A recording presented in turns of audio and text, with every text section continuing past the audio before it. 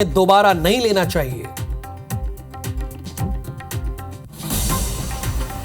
छत्तीसगढ़ में BEd डिग्रीधारी teacher भर्ती के उम्मीदवारों को हाई कोर्ट से झटका। असिस्टेंट शिक्षक भर्ती में नियुक्ति रद्द करने का आदेश। डीएलईडी उम्मीदवारों को मिलेगा मौका। उज्जैन में पिता से प्रताड़ित होकर भाई बहन।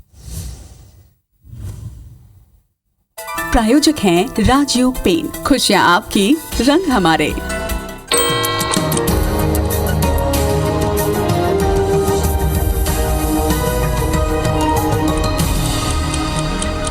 हेडलाइन स्टोरी के बाद अब साथ की बड़ी बात क्या रहेगी पूरे दिन भर, एक नजर उस पर डाल लेते हैं। प्रधानमंत्री नरेंद्र मोदी नमो ऐप से आज वर्चुअली रैली करेंगे, ये पहली खबर है। दूसरी खबर यह है कि अमित शाह मुरादाबाद के बीजेपी नेताओं से आज बैठक करेंगे। और तीसरी बड़ी खबर है कि केरल के वायनाड से राहुल गांधी आज अपना नामांकन दाखिल कर देंगे। लेकिन अमेठी से कौन नामांकन करेगा, यह भी एक बड़ा प्रश्न है। आज जेल से रिहा होंगे आम आदमी पार्टी के सांसद संजय सिंह। और पांचवी बड़ी खबर यह है कि केजरीवाल की गिरफ्तारी के खिलाफ दिल्ली हाईकोर्ट में सुनवाई है। और छठवीं बड़ी खबर, पूर्व प्रधानमंत्री मनमोहन सिंह आज राज्यसभा से रिटायर होंगे। और सातवीं बड़ी खबर, आईपीएल में दिल्ली और कोलकाता के बीच आज एक अहम मुकाबला है। तो ये तो सात बड़ी खबर हुई। अब विश्व में क्या हो रहा है। ताइवान में जोरदार भूकंप आया, जो हमारी जानकारी है। रिक्टर पैमाने पर 7.2 की तीव्रता मापी गई है। भूकंप से कई इमारत जमींदोज हो गए हैं। राजधानी ताइपे में सैकड़ों घर ध्वस्त हो गए हैं। लोग घरों से निकलकर सड़क पर आए हैं। और आप अगर इसकी चपेट में नहीं आए हैं तो आप खुशकिस्मत हैं। जहां पर भी बैठे हैं, ईश्वर को याद कीजिए।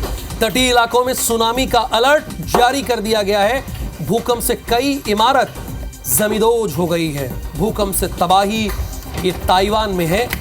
ये विश्व की खबरें भी आपको बताना जरूरी है, यानी आपको अपडेट रखना हमारा पहला कर्तव्य है कि आपकी निर्भरता किसी चीज पर न रहे। तटीय इलाकों में सुनामी का अलर्ट जारी कर दिया गया है।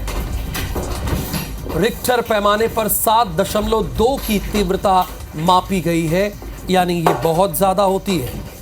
और इसकी वजह से कई इमारत जो बहुमंजिला खड़ी की गई थी, जिनको बनाने में 3-4 साल लगे होंगे, वो पल भर में जमींदोज हो गई। तो इसीलिए कहा जाता है कि प्रकृति के आगे किसी की नहीं चलती। विज्ञान ने कितनी भी तरक्की कर ली हो, लेकिन जब प्रकृति अपने पर आती है तो किसी की नहीं चलती है। बस आप नाप सकते हैं कि भूकंप की तीव्रता कितनी है। रिक्टर पर आप कह सकते हैं 7.2, 6.4, ये आप माप सकते हैं। लेकिन भूकंप पर रोक आप नहीं लगा सकते। उसका लगाने का भी एक कारण है। अगर आप चाहेंगे कि आपके इलाके में भूकंप ना हो तो आप प्रकृति के करीब रहिए।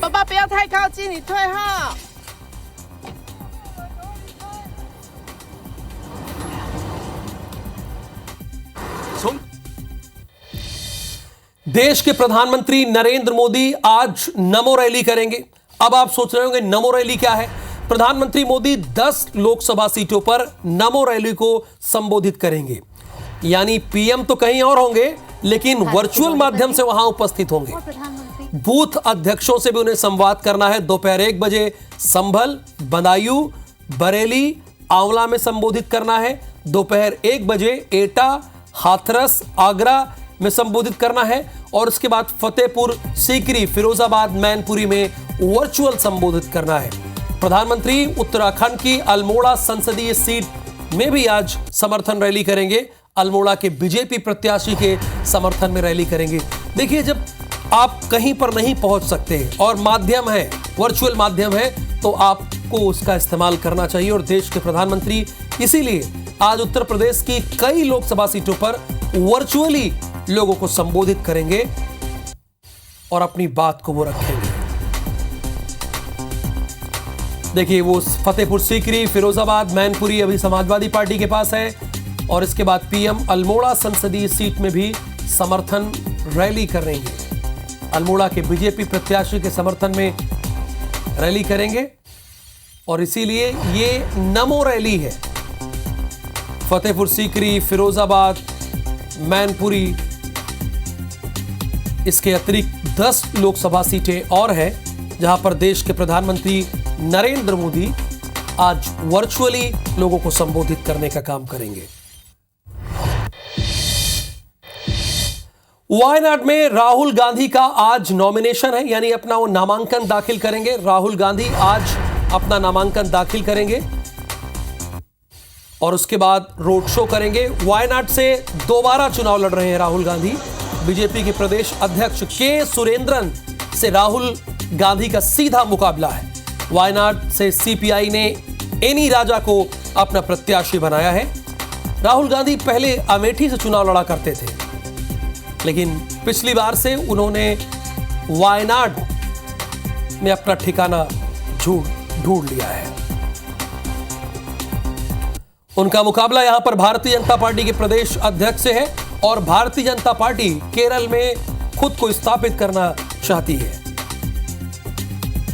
नामांकन दाखिल करने के बाद राहुल गांधी एक रोड शो भी करने वाले हैं। और ये तो कांग्रेस की बात हुई, लेकिन बीजेपी में क्या है वो भी जान लेते हैं। बीजेपी के राष्ट्रीय अध्यक्ष जगत प्रकाश नड्डा आज उज्जैन आएंगे। जगत प्रकाश नड्डा बाबा महाकाल के दर्शन करेंगे। दर्शन करने के बाद इंदौर जाएंगे जगत प्रकाश नड्डा। यहां से बहुत दूर नहीं है, 1 घंटे का बामुश्किल रास्ता है सड़क मार्ग से। इंदौर में लोकसभा की क्लस्टर बैठक है, जिसे जगत प्रकाश नड्डा ही लेंगे। इंदौर, धार, खंडवा लोकसभा की क्लस्टर बैठक में जगत प्रकाश नड्डा रहेंगे, वही लेंगे। खरगोन, रतलाम लोकसभा की भी आज क्लस्टर बैठक वो करेंगे। यानी सभी राजनीतिक दल पूरी तरह से लोकसभा चुनाव के लिए तैयार हो रहे हैं, उसके पहले अपना होमवर्क कर रहे हैं।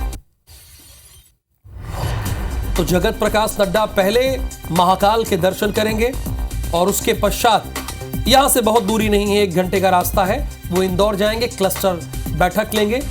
क्लस्टर मतलब कई लोकसभा की सीटों को जोड़कर देखा गया है, उस पर पैनी नजर रहती है कि इंदौर में लोकसभा की क्लस्टर बैठक होगी। इसमें इंदौर, धार, खंडवा लोकसभा की सीटें शामिल हैं और इसके बाद खरगोन, रतलाम लोकसभा की क्लस्टर बैठक भी वो करेंगे। बीजेपी ने इस बार क्लस्टर में बांट ली है लोकसभा की सीटें, क्योंकि एक लोकसभा सीटों पर ध्यान देना बहुत मुश्किल हो जाता है। जैसे कि 29 लोकसभा सीटें मध्य प्रदेश में हो गई, 11 आपकी छत्तीसगढ़ में हो गई, 80 आप चले जाएंगे तो उत्तर प्रदेश में हो गई।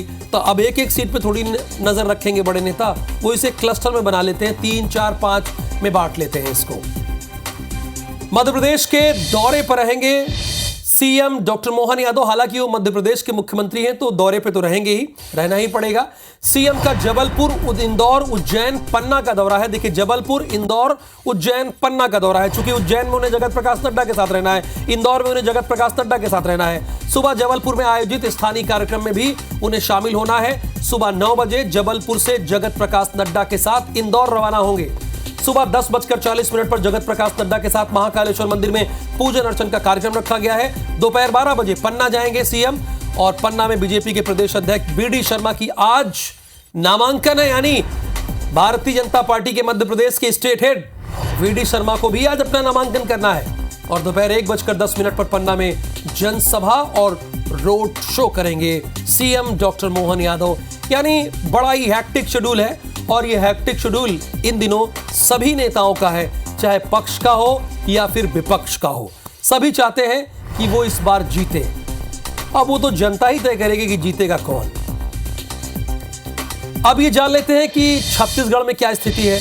तो छत्तीसगढ़ में आज सीएम विष्णुदेव साय 2 जिलों के दौरे पर रहेंगे। कल भी 2 जिलों के दौरे पर थे और आज भी 12 बजे महासमुंद जिले के लिए वो रवाना होंगे, चूंकि 12:30 बजे नामांकन रैली में शामिल होना है। रूप कुमारी चौधरी यहां से कैंडिडेट है, ताम्रध्वज साहू के खिलाफ चुनाव लड़ रही हैं। इस बार भी बीजेपी ने साहू कैंडिडेट न देकर रूप कुमार चौधरी को मैदान में उतारा है। 3 बजे बिलाईगढ़ जिले के पौनी पहुंचेंगे सीएम विष्णुदेव साय। पौनी में चुनावी जनसभा को संबोधित करेंगे। शाम को 5 बजे रायपुर लौटेंगे, कल भी 5 बजे लौटे थे। और रात 9:30 बजे रायपुर के सदाड़ी दरबार जाएंगे सीएम। सदाड़ी दरबार में 64वीं वर्षीय महोत्सव कार्यक्रम में उन्हें शामिल होना है। यानी 12:30 बजे नामांकन में उन्हें शामिल रहना है और उसके बाद रात में 9:30 बजे भी कार्यक्रम लगा है। आज जब आप किसी स्टेट के हेड होते हैं, मुखिया होते हैं किसी राज्य के, तो आप पर दोहरी जिम्मेदारी होती है। खजुराहो से खबर यह है कि बीजेपी के प्रदेश अध्यक्ष आज अपना नामांकन दाखिल करेंगे। वीडी शर्मा जनसभा और रोड शो करके पर्चा भरेंगे, यानी अपनी ताकत दिखाएंगे। सीएम डॉक्टर मोहन यादव के साथ अमेठी की सांसद स्मृति ईरानी, जिन्होंने राहुल गांधी को चुनाव हराया था, वो रहेंगी। लोकसभा प्रभारी डॉक्टर महेंद्र सिंह भी मौजूद रहेंगे। यानी तमाम बड़े नेताओं के बीच वीडी शर्मा आज अपना नामांकन दाखिल करेंगे। आपको पता है खजुराहो में कांग्रेस का कोई नेता इस बार चुनाव नहीं लड़ रहा है। अब आप सोच रहे होंगे क्यों? क्योंकि कांग्रेस ने यह सीट समाजवादी पार्टी को दे दी है। तो खजुराहो से बड़ी खबर यह है कि बीजेपी के मध्य प्रदेश बीजेपी के स्टेट हेड, यानी जिन्हें आप देख रहे हैं, वीडी शर्मा, आज ही अपना नामांकन दाखिल करने जा रहे हैं। इनके नामांकन में सीएम तो आएंगे ही, अमेठी की सांसद और केंद्रीय मंत्री स्मृति ईरानी भी आएंगी, और लोकसभा के प्रभारी और पूर्व में उत्तर प्रदेश में कैबिनेट मिनिस्टर रहे महेंद्र सिंह भी यहां पर आएंगे। लेकिन जानना तो यह भी चाहिए कि राजनांद गांव में क्या हो रहा है, चूंकि छत्तीसगढ़ की सबसे हॉट सीट है। नेता प्रतिपक्ष चरणदास महंत का एक विवादित बयान आ गया है। अब यह विवादित बयान क्या है, जरा ध्यान दीजिएगा, स्क्रीन पर चलेगा। नवीन जिंदल को तो आप जानते होंगे। नवीन जिंदल के कांग्रेस छोड़ने पर महंत ने कहा है, रायगढ़ और पूरे खदान को लूट लिया, छोड़ा नहीं, छत्तीसगढ़ियों की ऐसी की तैसी कर दी। जो कांग्रेस छोड़ रहे हैं उनको दोबारा नहीं लेना चाहिए। और महंत जी को यह भी बताना चाहिए जनता के सामने कि किसकी निगहबानी में छत्तीसगढ़ की ऐसी की तैसी नवीन जिंदल ने की है। ये कौन बताएगा? ये कौन बताएगा महंत जी? ये आपको बताना चाहिए, जनता के बीच बताना चाहिए।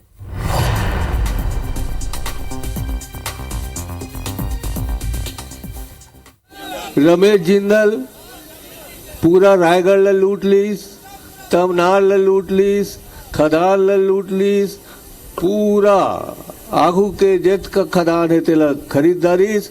हमर ऐसी तैसी करे है छत्तीसगढ़िया मन के, तो ऐसा आदमी मन ला तो हमन ला जूता मारना चाहिए। ये जे मन गए है ते मन ला लेना नहीं है। महंत जी, हो सकता है कि जूता मारने से आपका बदला पूरा हो जाए, लेकिन अगर उन्होंने लूटा है तो उनकी सजा तो जेल में होनी चाहिए ना भाई। ये सीधी बात है, अगर आपकी बात में सच्चाई है तो। रायपुर से एक बड़ी खबर है, छत्तीसगढ़ प्रदेश महिला कांग्रेस की पूर्व अध्यक्ष अनीता रवाटे ने इस्तीफा दे दिया है। कांग्रेस की प्राथमिक सदस्यता से इन्होंने इस्तीफा दिया है। विधानसभा और लोकसभा चुनाव में उपेक्षा किए जाने का आरोप लगाया है।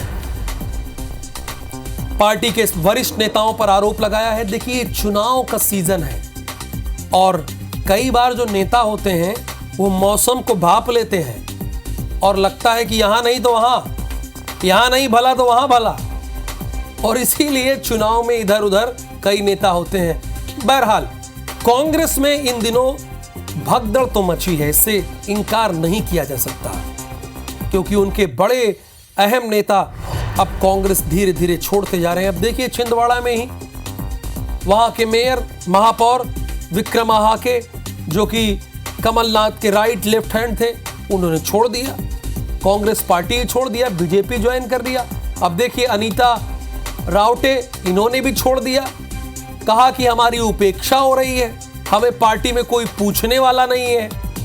अब सोच रहे हैं, जब कोई पूछने वाला नहीं है तो बीजेपी में चला जाए या कहीं और रास्ता अपनाया जाए, तो यही स्थिति बनी रहती है। बहरहाल, रायपुर में हो क्या रहा है यह भी तो जान लेते हैं।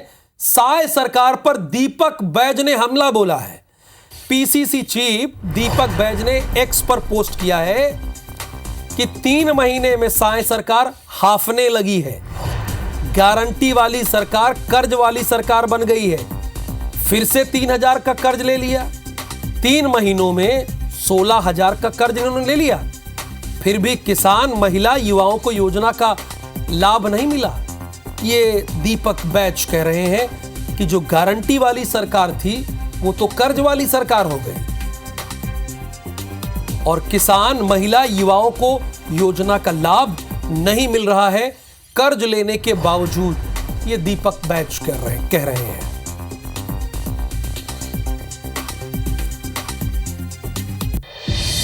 महासमुंद में लोकसभा चुनाव के लिए नामांकन दाखिले के दौरान एक तस्वीर ने सबका ध्यान खींचा।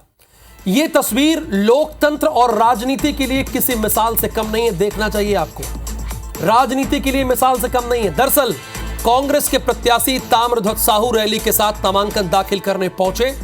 ठीक उसी समय मुहूर्त के अनुसार नामांकन दाखिल करने भाजपा की प्रत्याशी रूप कुमार चौधरी से आमना सामना हो गया। रूप कुमारी चौधरी ने ताम्रध्वज साहू से मुलाकात की और उनके पैर छूकर प्रणाम किया। अच्छा, इस समय प्रणाम करना पैर छूकर कई बार खेल हो जाता है। ये लग तो रहा होगा कि तस्वीर बड़ी अच्छी है, बड़ी खूबसूरत तस्वीर है, इसको जो बड़े नेता है उसे मिढ़ा के घर पे टांग दे। लेकिन भैया ये चुनाव है, इसमें कई बार पैर छूने के वक्त उनका आशीर्वाद, अब वो आशीर्वाद तो देंगे ही, और आशीर्वाद में क्या देंगे ये आप समझ रहे हैं ना। ये लेकिन चुनाव के बाद भी जारी रहे तो ठीक है। ये जनता है, सब जानती है कि इस समय पैर क्यों छुआ जाता है, उसका क्या मतलब है। बहरहाल ये तस्वीर तो खूबसूरत है, इसमें कोई दो राय नहीं है। जहां आज पक्ष विपक्ष को देखना नहीं चाहता और विपक्ष पक्ष को देखना नहीं चाहता, वैसे में कोई अगर पैर छू रहा है तो तारीफ जितने लोग टीवी देख रहे हैं तो कर ही सकते हैं, इतना तो कह ही सकते हैं कि बड़ी खूबसूरत तस्वीर है लोकतंत्र की। अच्छा लगा आपने वाह कहा। चलिए आगे बढ़ते हैं। अगली खबर रायपुर से है। आज महतारी वंदन योजना की दूसरी किस्त आएगी, यानी एक अच्छी खबर है आपके लिए। घर बैठे आपके अकाउंट में आज 1000 रुपए आने वाले हैं। और कई बार इसी 1000 से बहुत सारे काम रुक जाते हैं। महिलाएं पति से मांगती हैं, पति कहते हैं सैलरी आने दीजिए तब पैसा दूंगा। अब भैया काम 10 तारीख को है, आप 30 तारीख को पैसा देंगे, 1 तारीख को, तो 20 दिन क्या होगा। तो सरकार खड़ी है, चाहे मध्य प्रदेश की सरकार हो 1250 रुपए दे रही हो पर मंथ, और चाहे छत्तीसगढ़ की सरकार हो महतारी वंदन के जरिए 1000 दे रही है। तो इससे महिलाएं आत्मनिर्भर हो गई हैं। आप देखिए मध्य प्रदेश में 10 तारीख जैसे होता है तो बोर्ड लग जाता है 3 तारीख या 4 तारीख को कि 10 तारीख आने वाली है, और उसके बाद छत्तीसगढ़ में जब 1 तारीख होता है, बहुत सारे लोगों के अकाउंट में 1 तारीख को सैलरी आती होगी, इसीलिए उसी तरह महिलाओं के अकाउंट में भी 1000 रुपए आ जाता है। इस बार थोड़ा डिले हुआ, इसे 3 कर दिया गया, चूंकि वित्तीय वर्ष खत्म हो रहा था तो कई बार थोड़ा डिले हो जाता है। लेकिन ये महिलाओं के लिए, उन्हें आत्मनिर्भर बनाने के लिए एक बड़ा कदम है। लेकिन अब हमारे दर्शक सोच रहे होंगे, जिन्होंने भ्रष्टाचार के खिलाफ मुहिम उठाई थी अरविंद केजरीवाल, उनकी क्या कहानी है। तो आज मैं बता दूं कि अरविंद केजरीवाल की याचिका पर सुनवाई है। केजरीवाल ने अपनी गिरफ्तारी के खिलाफ याचिका लगाई है। अब संजय सिंह तो बाहर आने वाले हैं, आज अरविंद केजरीवाल जेल के अंदर है। दिल्ली हाई कोर्ट में आज सुनवाई होगी। 15 अप्रैल तक न्यायिक हिरासत में अरविंद केजरीवाल है, यानी 15 अप्रैल तक चाहे जो हो जाए। हालांकि मैं ये तो नहीं कहूंगा कि जेल की रोटी खानी पड़ेगी अरविंद केजरीवाल को। क्यों मैं कह रहा हूं, मैं अक्सर बुलेटिन में कहता हूं, क्योंकि अरविंद केजरीवाल को उनके घर से खाना मिलेगा और बोतल बंद पानी मिलेगा, लेकिन जेल में तो रहेंगे। जेल में रहना अपने आप में कई बार अपमानजनक होता है। अगर आप किसी स्वतंत्रता आंदोलन में जाएं तो वो गर्व की बात है, परंतु आप भ्रष्टाचार के मामले में जाएं तो मैं आगे बताऊंगा नहीं। जितने दर्शक हैं वो समझदार हैं, है कि नहीं है।